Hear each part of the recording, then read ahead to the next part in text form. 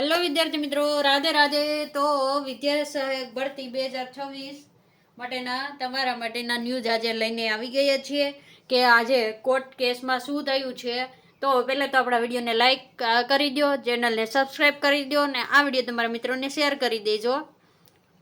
અને આગળ જોઈએ આપણે કે કાલે તમને 6 તારીખની કોર્ટની તારીખ હતી, આપણે 6 જુલાઈ, બરાબર. તો કોર્ટમાંથી તમને શું કીધેલું છે કે કોર્ટમાંથી તમને છે ને મિત્રો, આપણે પહેલાં પણ કહેતા હતા કે આગળની તારીખ આવશે, તો નવી તારીખ તમારી આવી ગઈ છે 13 જુલાઈ.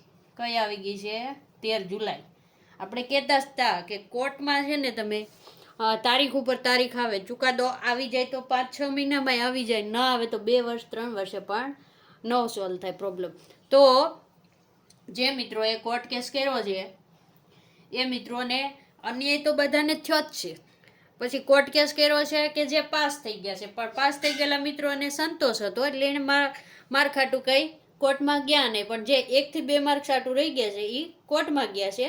19 પ્રશ્નો છે, તમને ખબર છે, મને ખબર છે કે 19 પ્રશ્નો માટે આપણે કોર્ટમાં ગયેલા છીએ અને પેપરમાં સાચે જ બહુ ભૂલો હતી, બરાબર. તેમ છતાં માર્ક દેવાના બદલે કોર્ટની તારીખો આગળ જતી જાય છે. અને આના કારણે શું થાય છે મિત્રો ખબર છે?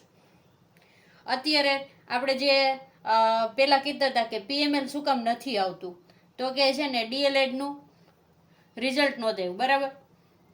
પેલું કારણ એ બતાવ્યું. પછી એમ કીધું શિક્ષકોના બદલી કેમ નથી થયા. આ બંને કારણ અત્યારે સોલ્વ થઈ ગયા છે.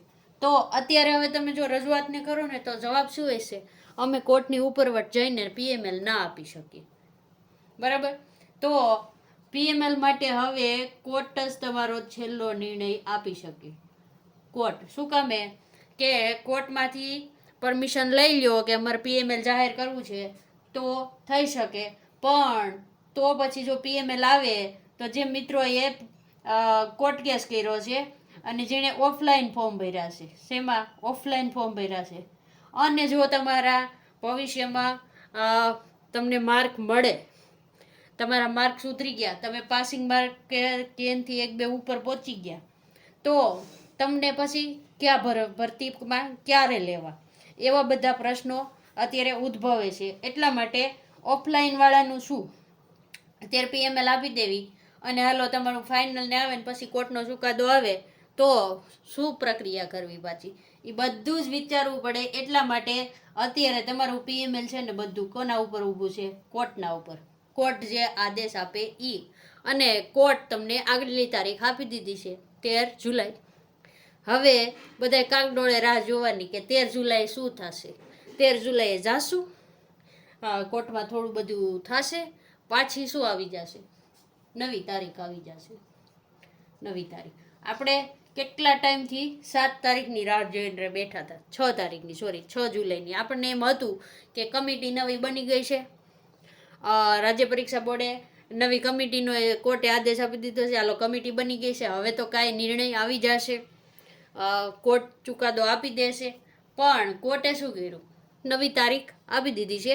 તો હવે તમારે PML છે, ભરતી છે, બધું જ આ 13 તારીખ ઉપર રાહ જોઈને બેસવાનું છે. 13 તારીખે જે નિર્ણય આવે તે, બરાબર. તો હવે આપણે 13 તારીખે શું નવી અપડેટ આવે છે, શું થાય છે, બધું જ આપણે જોશું. તો આપણી ચેનલને પહેલાં તો સબસ્ક્રાઈબ કરી દેજો, વિડીયોને લાઈક કરી દેજો, અને નવી અપડેટ તમને મળતી રહેશે. વિડીયોને પૂર્ણ કરી છે. રાધે રાધે.